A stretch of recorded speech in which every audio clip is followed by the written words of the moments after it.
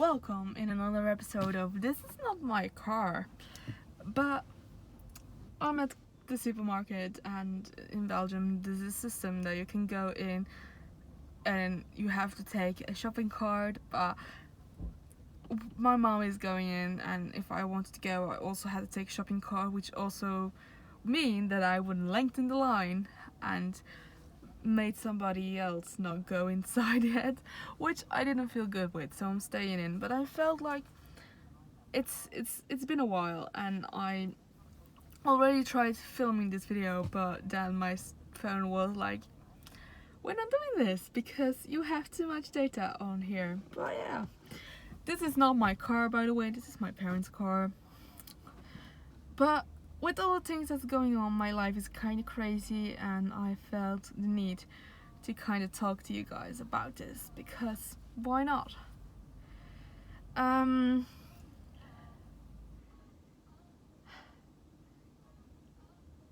did a video that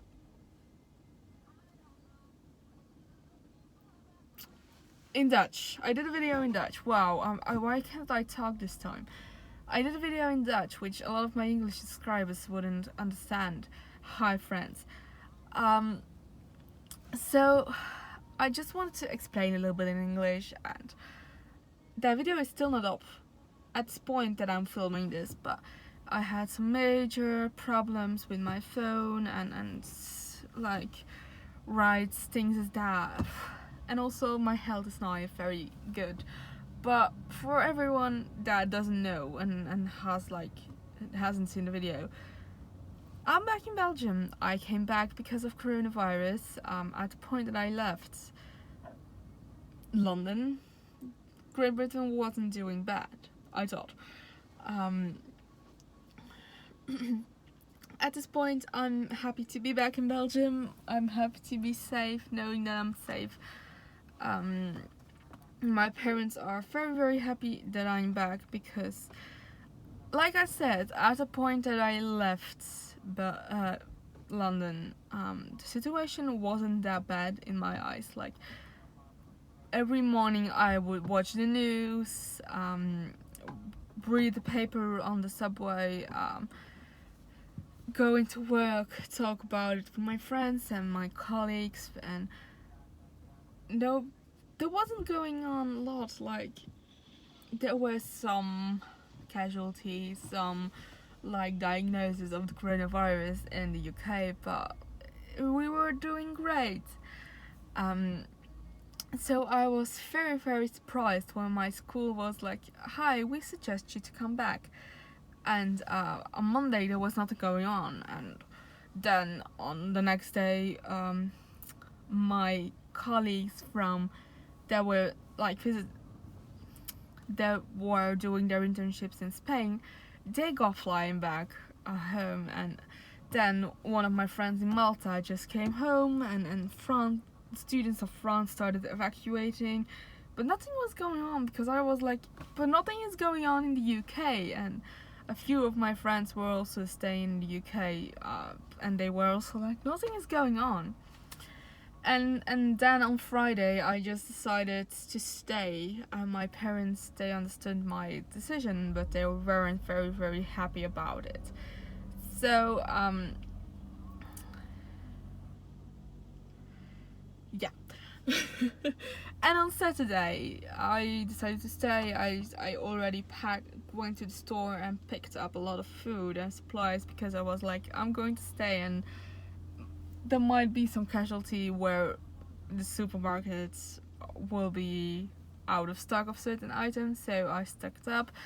And then Saturday came around and we got the message that we should come home. There was no talking about it anymore. We had to get our asses back to Belgium as soon as we could, and that's what I did. At that point there was no thing anymore to say my school like, I'm going to stay, nothing is going on. I didn't understand, because at that point nothing was going on in my eyes. So Sunday I packed my bags. Monday I went into my internship, said goodbye to everybody, and Monday evening I was back in Belgium. that is was 16th of March, I think. So I'm home for a bit now. First 2 weeks were very very hard. Then it started to get better.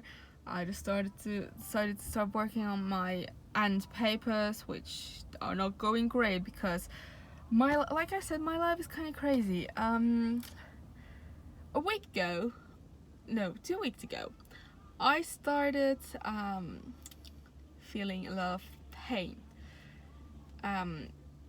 And I started making a fever, and my parents were like, "Oh, it's not coronavirus. This is not good." And last week Monday, I had to go into the hospital after first passing the doctors, and they were like, "This is not good. I think you should go to the hospital." And I went to the hospital, got searched by a doctor, another one. Had to do some coronavirus tests, of course, because that is the procedure now when you go into a Belgian hospital. And Monday evening I got emergency surgery. So that was fun. So what basically happened was in my left leg, hamstring area. A few years ago I also had a surgery there because I was coming up with a fistule, which I don't know if there's an English word for that, but in Dutch it means it's like tissue that gets kind of infected because it's like a canal between where there shouldn't be like a canal. There shouldn't be an opening, but because of a certain bird thing, it happens. So I got that one already removed, and I knew about like the pain that I had. It might be the same kind of thing. Yes. So I went into the hospital thinking it was that, but it wasn't that. It was actually way worse, because the first time it was like 2 years ago. I could walk, I could do, and I keep having the pain for like a month before I went to the hospital. Now I only had it for a week, and it was way worse. But I didn't think about that. But yeah, in the hospital we were like, we are going to take this thing out because it was an infection because of like that area, and it was already very swollen. It was already on the surface. It wasn't good. So what they talked about was that it might be a fistule, but in that case it got more infected, and it was already draining on the outside, which doesn't sound appetizing, but there was no fluid of something coming out of this infected area. At that point they decided to take it out as soon as they could. So Monday evening I got emergency surgery. I hadn't eaten the whole day because I already had a feeling that I shouldn't eat because I might get surgery. That happened. And everything was good. And I was rolled back to my... Ooh, it's going to get busy here. I was rolled back into my little hospital room, which at that point I was sharing my room with an elderly lady who suffered from dementia, and she kept screaming, yelling at nurses, things like that, until 1 in the night, and the night nurse decided to roll me into another room because I couldn't sleep. And remember, I had surgery around 6, and I went back into my room around 8. I was exhausted. The only thing you want to do, because remember I was under full anesthesia, the only thing you want to do is sleep. She wouldn't let me sleep. She would just keep yelling and pushing like the call button, and nurses had to come into the room like every 5 seconds. It was so tiring. So they decided to roll me into another room, and it was the room next door, so I still had to hear her. And I think around like 2 in the morning, they decided to give her something to calm down because everybody was going crazy. But the hospital section that I was laying was like fully booked, so they decided to roll me back into that room because there was no other option, and I had to stay for another night, which I wasn't happy about. And she already started again with like yelling and screaming. I was really tired, and I'm not a very crazy person, but at that point I thought I was going to go home. Nobody was saying that I was going to go home. Nobody was saying that I would stay. So I didn't do anything, but I was okay. I actually didn't have any pain. I could sit straight up in my bed. In the morning I was already thinking about getting dressed and getting out of there. So I was actually very good at that point. However, they decided to let me stay another day, another night for supervision. Okay. I was very angry about that because another night with her, I wouldn't I couldn't do that. Hospital food is also like terrible. And I have to be honest, the idea of killing the whole hospital section and the elderly lady next beside me with like a butter knife popped in my head for a few seconds. And for everybody that thinks I'm a psycho, I might be. I don't know.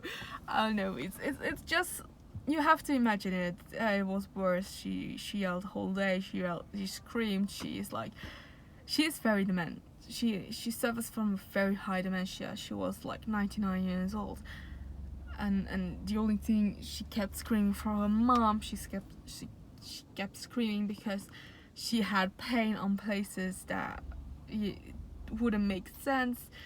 At a certain point, everybody kind of knows she wasn't in pain, but it was more like attention that she needed. She would ask me, like, because I was beside her the whole time, she kept asking me the same questions. So she was like, where are you from, where are you from, where are you from, the whole day long. So I was kind of going crazy, the nurses were kind of going crazy. It was bad, but I had to stay, and the night I think they gave her something to sleep because I slept fine. I was so happy about it. And the next day, because this was where I'm kind of like scared of, I had a internship meeting with my internship from London and my supervisor from Belgium to see what my grades are. And I had to be there, and it was at 11:30, I think. No, it was around 12. It was around 12. And at 11 I hadn't left the hospital, but everything I needed for that conversation was home, so I needed to get home. So I really got, like, I didn't get angry at the nurses, but I really just explained my situation, and they made sure that everybody kind of, like, the doctor came by and he was very concerned with me. I felt like he didn't want to let me go yet, because at this point I didn't feel any pain.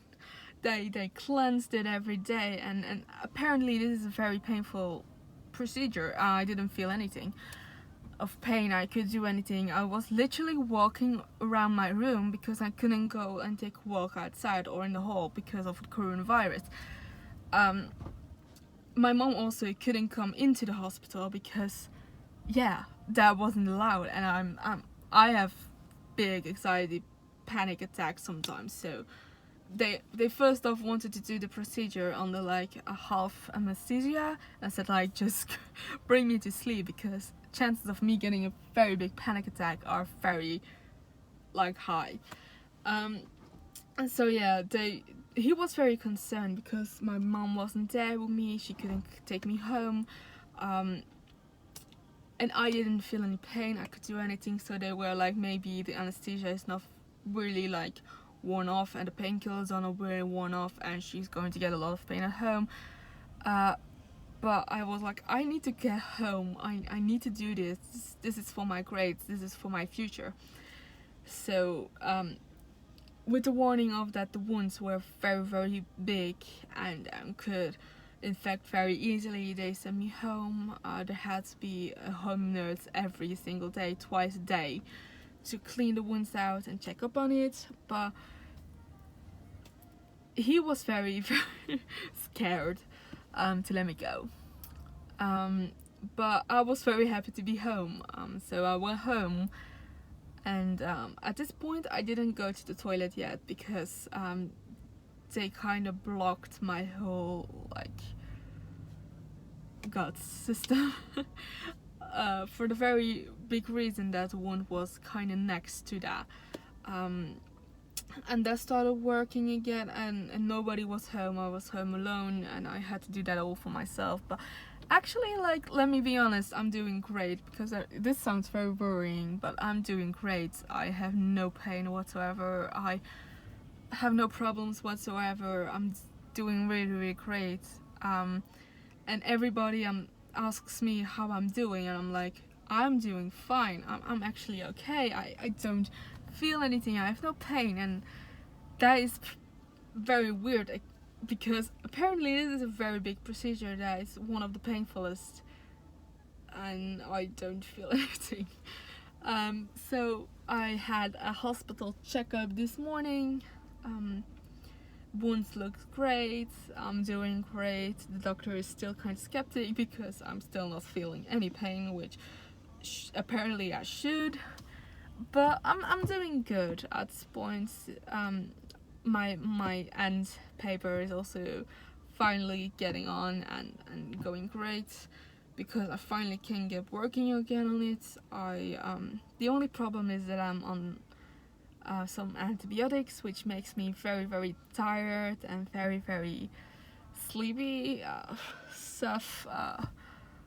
I can't get anywhere apparently. And I also had an allergic reaction to one of like the bandages they put on me, which is so fun. My brother remembers me that yesterday I was running around the garden, and like 2 years ago with my other procedure I was also running around the garden because it itches so bad. So that is happening, but for the rest I'm doing great, and I hope to get my end paper done very quickly and filming more videos, because that is kind of what getting me through coronavirus at this point. I love just sitting down talking to you in my car, not my car, my parents' car, and seeing where you get me. This in the middle of a grocery store parking lot, hi Albert Heijn, and people are looking weird at me, but who cares? This is my life. And I'm actually very mad that I didn't do more videos in London. But it's this way. We will see where I get. Maybe I do more videos, maybe I don't. I always say that I want to do more videos, but they never really happen. I really want to do more videos. I really want to do more. I want to start doing more makeup again. And taking you guys more with me. Hopefully now that everything is reopening in Belgium, a lot of brands start putting out their new launches. I really want to do, like, I know Real Techniques is going with new brushes, and I know that Makeup Revolution has some new stuff that they put it out. I really want to try those, but I didn't be able to get my hands on that. NYX is putting out a cannabis oil infused primer, which I'm so excited about, but I can't get my hands on it because it's cannabis infused and that is kind of illegal in Belgium. But I really want to try to get that in my hands, so let me know down below if you want to see that, because I will try to make it happen. And thank you guys for listening to me. This 20 minutes just was what I needed at this point. I'm doing great. I hope you guys are all doing great, and I hope coronavirus is not getting you down as easily as it's supposed to do. If you're suffering to coronavirus, be strong and fight it. I hope everybody is doing great, and I hope that this situation is controlled very, very soon, so we all can go outside again and live our lives like we're supposed to be.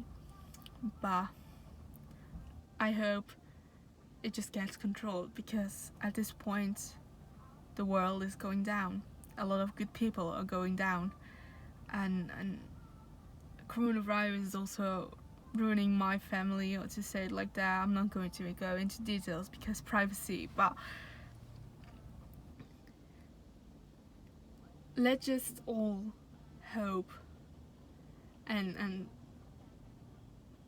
support each other to go through these very difficult situations, and hopefully it's going to be great after it. So I see you guys the next video.